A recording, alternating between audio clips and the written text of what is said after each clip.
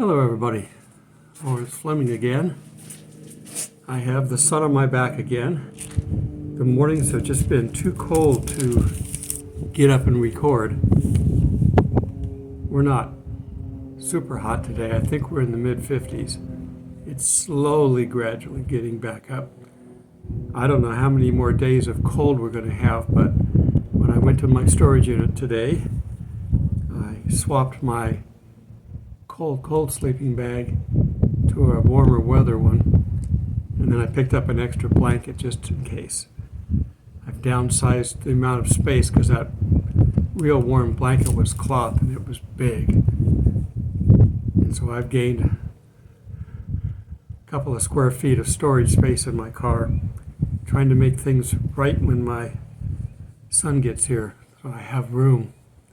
I'm going to have to double up on everything, at least the essentials. All right. We have to deal with the battle that we're dealing with. A lot of people have problems that they're dealing with today, and they're wondering why they're still dealing with them, why God is leaving them with them. I don't know. I'm not going to guess. I'm not going to do like people did back in the old times when, why was this person born lame, or why was this person born blind? Sometimes it may be a relationship to your past, but a lot of times it isn't. Like one of the blind guys, he wasn't born blind for any other reason than to show God's power and glory when he's healed.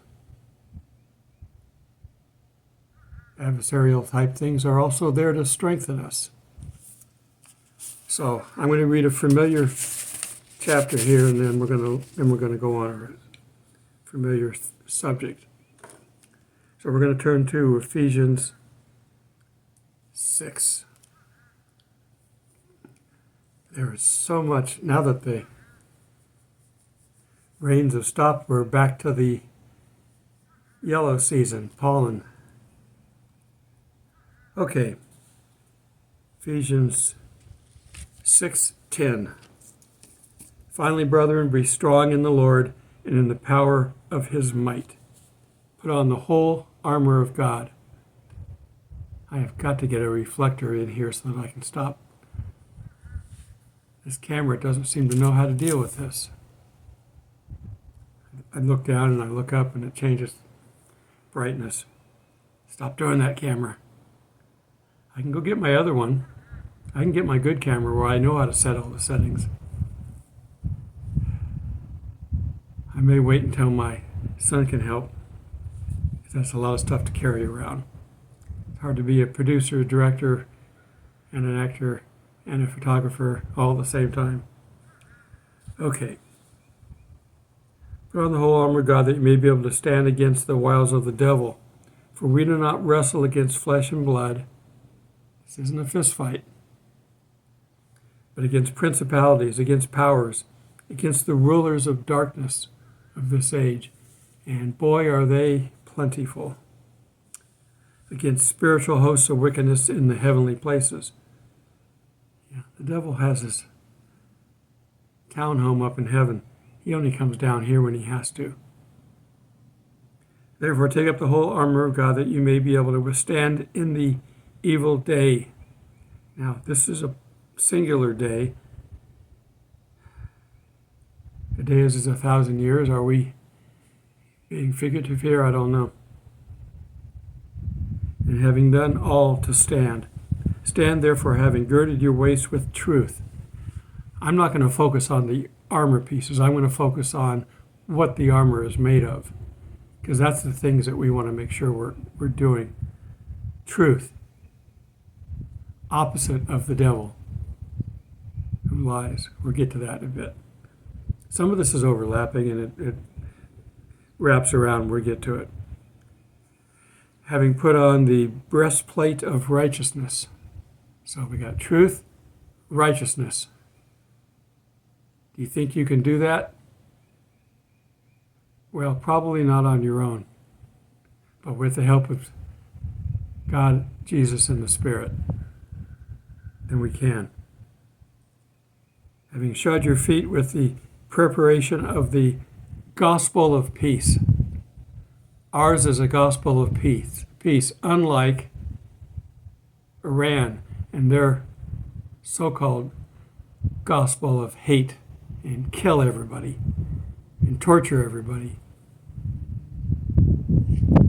It's easy to see where our God lies and where Satan lies. It's real easy. Above all, taking up the shield of faith. Without faith, it's impossible to please God. This is basically a summary of what I'm going to talk about, so that's why I'm reading this. You all know all this. So truth, righteousness, peace, faith, with which to able to quench all the fiery darts of the wicked one, and take up the helmet of salvation. We've got salvation. So we have the advantage of being a Christian in this day and age is that little plug-in connector inside of our body where we are lacking our connection to God that demons can plug into. Well, when we accept Christ, we get a plug-in from the Spirit there. You can't get a demon connection there. So we're protected from internally being taken over by demons by having the Spirit of God in us. Externally, they can still mess with us. And we're going to talk about that. But internally, they can't. And the sword of the Spirit, which is the Word of God, praying always with all prayer and supplication in the Spirit.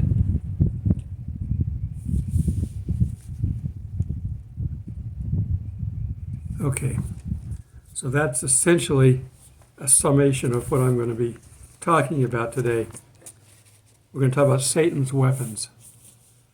And for this, I'm going to turn back to Saul. Now, he's got an endless number of weapons, so I'm doing a summary of his general attacks, general methods. He's far more clever than we could ever be, so you're not going to outsmart him on your own. You've got to have the Spirit helping you. That's why we pray our daily prayer. Lead us not into temptation, and deliver us from evil, or some say the evil one. That's a daily prayer. He's after us daily. Well, he's after us all day, but that covers the day. Okay, so the first weapon he's got is sin. We have a sinful nature. We've all sinned and come short of the glory of God. Because of that sinful nature, he's going to tempt us in our areas of weakness.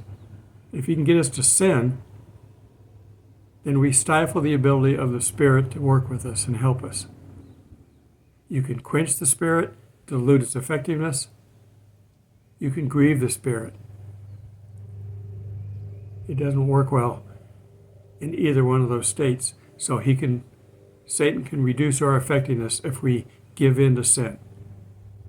We've all got the same general sins that we're dealing with. So I'm not going to go out and list those. You know what you've got and what you're dealing with. You have to fight that. You have to find ways, whatever your sin is, if you've got a trigger for it, avoid the trigger.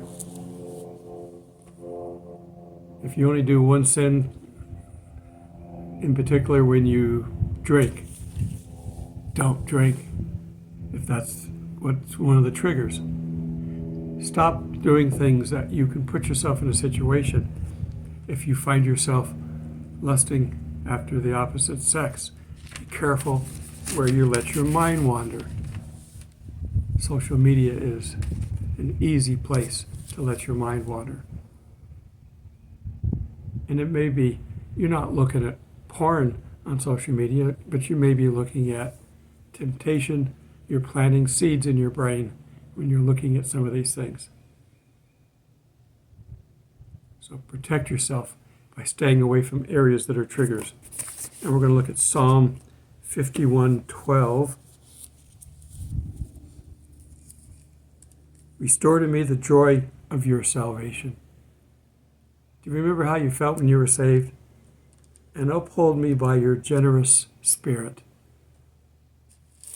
Let's see if I can move this closer so I don't have to look down so much.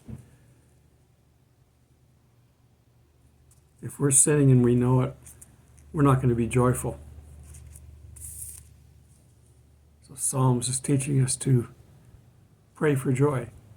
It's one of the gifts in Galatians.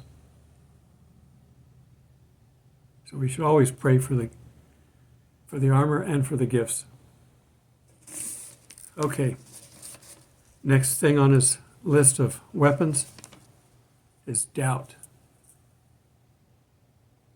Without faith, it's impossible to please God. Doubt is the opposite of faith. He created doubt in the mind of Eve. Are you sure he said you die if you eat from this fruit? No, what he meant to say that you would have the power of God. For this, we're going to turn to Hebrews. I've got everything marked. There we go. But I got so many verses, I'm running out of page markers. Okay, we're going to go to Hebrews 11:16. 11:16. But now they desire a better, that is, a heavenly country. Therefore, God is not ashamed to be called before their God, and he prepared a city for them. Is that the verse that I wanted? No, I'm on the wrong page. Sorry.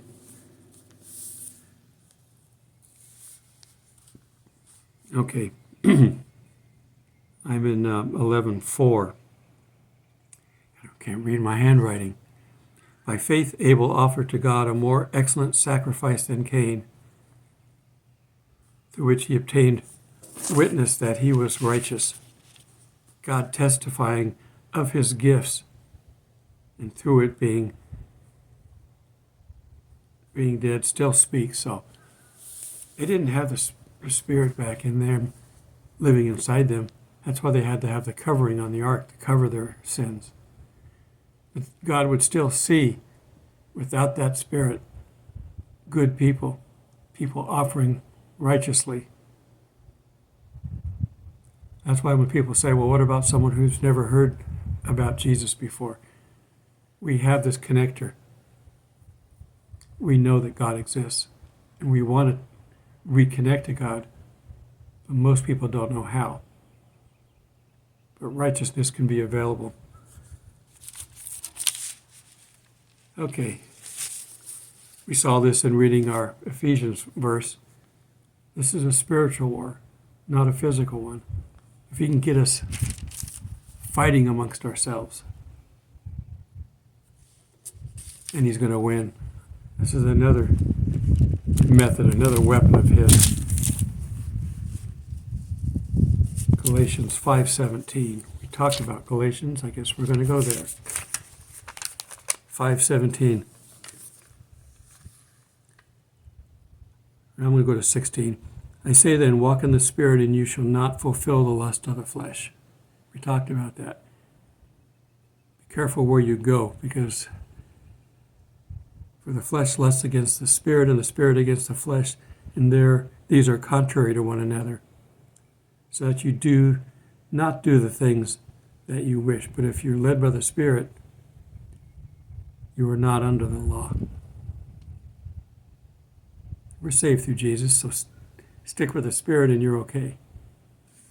And just don't go where you're going to be tempted. We're not as strong as Jesus. Jesus could stand up to Satan. Where do I see people? Nice. They're on the other side of the lake. Sound travels so clearly across water. Okay. Another tool that he has in his belt is it can affect Christians and non-Christians.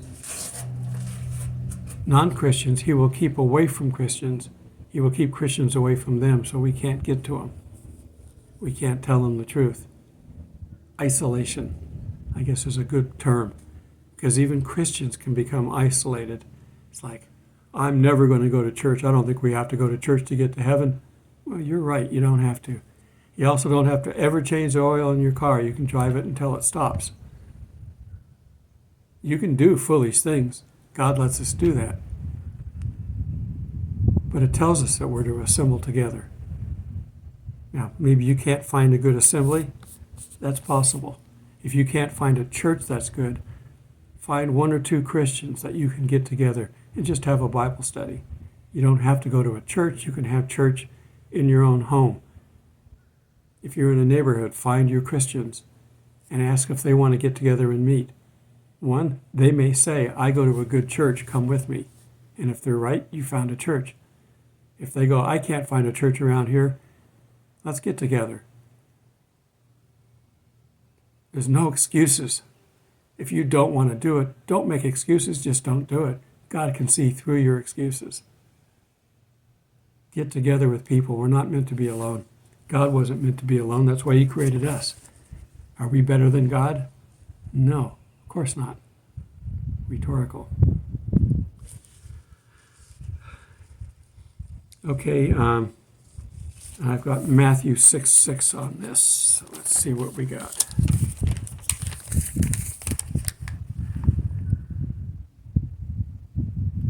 And when you pray, you shall not be like the hypocrites who love to be praying standing in the synagogues, and in the corners of streets, that they may be seen by men. Assuredly, I say to you, they have their reward.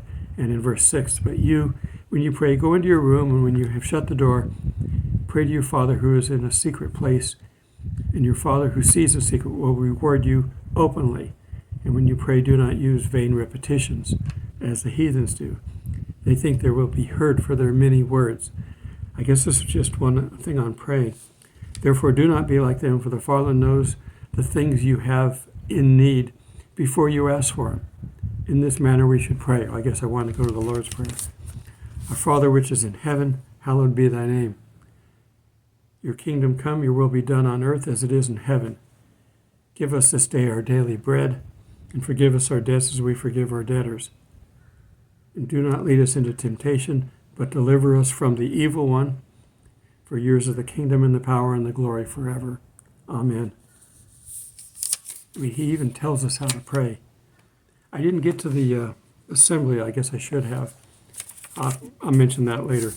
But that quiet place is why sometimes I may mention, I'm not really complaining, I may mention that it's noisy in my camp and I'm having a hard time concentrating. Concentration and prayer sometimes go hand in hand. You've got to have quiet. Now, I don't deny people having the ability to get out and have fun, and that's what we all should be doing. We all should be doing that. But after you've had your quiet time with God, then you go out and you do that. You got to get your quiet time in first. You've got to hear from God. Okay, and the biggest thing that we all know very well about Satan is he's a liar. An absolute liar. He's the best liar in the world. If he wants to claim anything on this planet, he's even better at God than this. So he can claim he's better than God in one thing, at being a liar. That's why we're going to have false prophets, false teachings, false gospels. It's all lies. He started off with Adam and Eve lying, and he's still lying. It's all he knows how to do. Because he can't get away with the truth. Nobody would accept him if he told the truth about what his motives were, what he wanted. So for this, I'm going to go to John 8:44.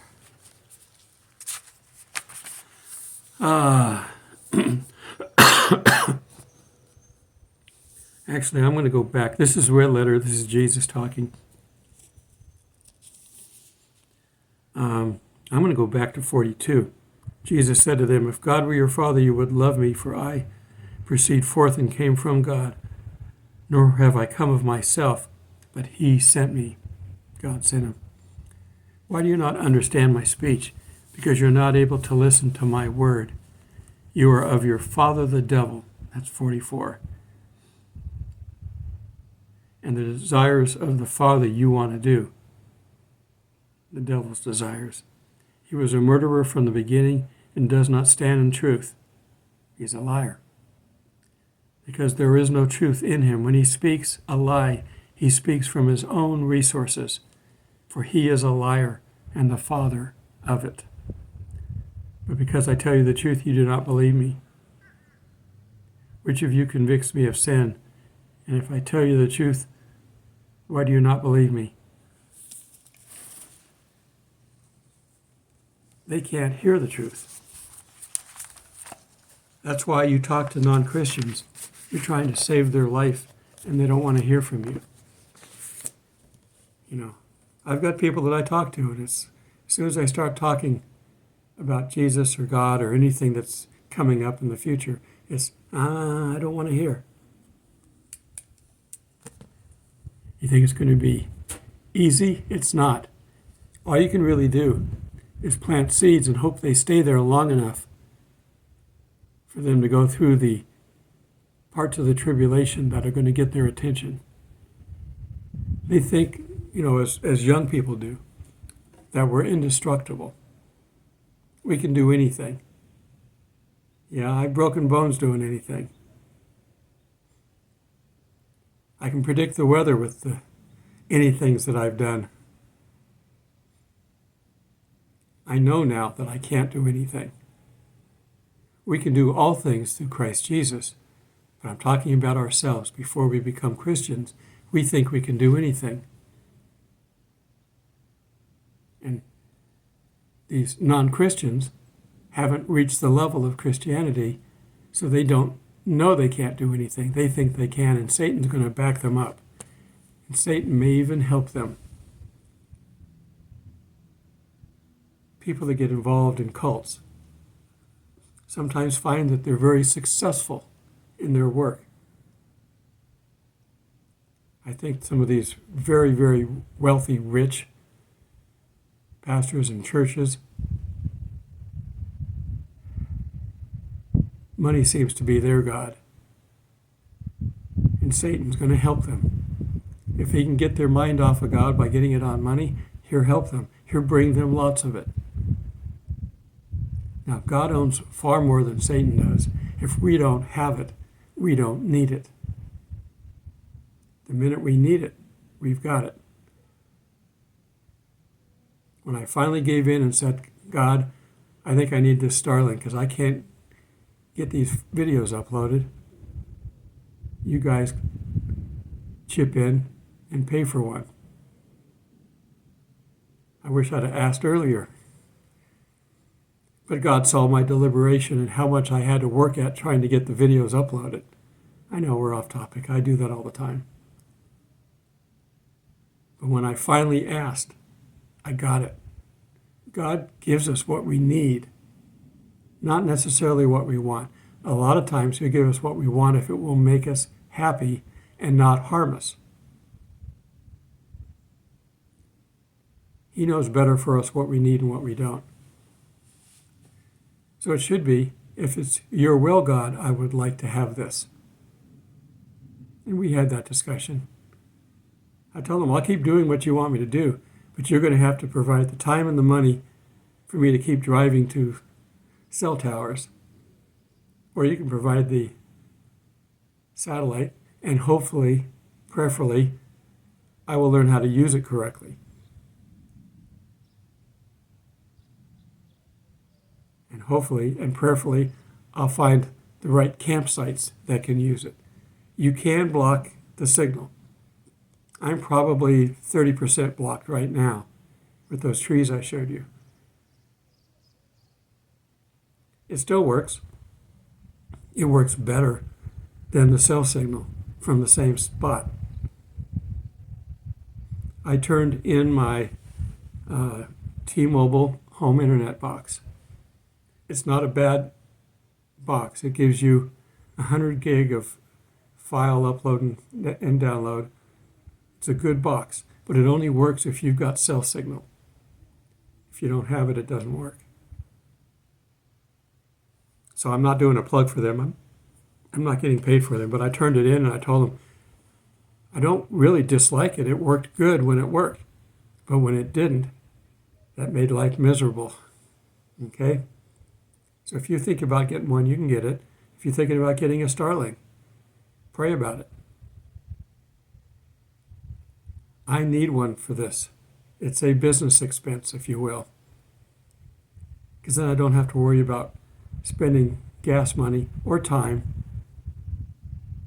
I'm free to walk with God, which is what He wants. Spend the time with God. If you got free time and you don't know what to do with it, spend it with God. You don't have to get into the Bible necessarily. I think you should start it that way, maybe. Read a couple of chapters, read a verse, whatever enough to get you going in the conversation, and then go take a hike and talk to God about what you just read. That's the way to spend time with God. You could put your whole life into this book and never look up once. There are people who have done that. Satan has done that. And he misses all the major marks because he doesn't know the meaning of it. He knows the words, but not the meaning. Only the Spirit can teach you the meaning. And we're in prophecy time now. Pick your prophet. Isaiah, Ezekiel, Daniel, Jeremiah. They're all pointing forward at some point in time. And we're in that time. We're watching those prophecies either align or shortly take place. How much of them we're going to see, I don't know. We can't know the day of the rapture. Because if we know the day of the rapture, Satan will know the day of the rapture. And he'll do his invasion early. Revelation 12, he brings a third of his angels down here to kill us. And that's when we have the rapture. And the word is harpazo in Revelation 12. That's the reason we can't know. Now, we can know it's coming. We can kind of guess. Barry Odd did another video. I like watching his videos. He's really good with timelines. He's not very good at predicting the rapture. Nobody is. Nobody has got that kind of a connection. Because there's no way humanly possible for us to hear the date and Satan not to hear it. He's not omnipresent. That's why he's got so many demons around.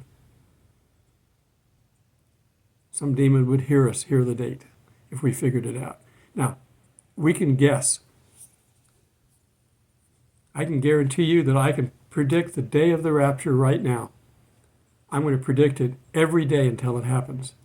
And I'm going to be right once. What's the purpose of that? To say I was right? Nah. Don't predict. Just be ready. Keep those lamps filled. We have all kinds of instructions of how to do this. But we're here to save souls, so get out there and save some. All right. Till we meet in the clouds.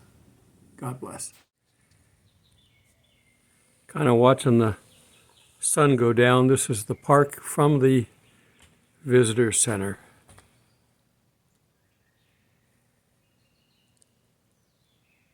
Very quiet, except for the birds. Very little wind. Beautiful and calm.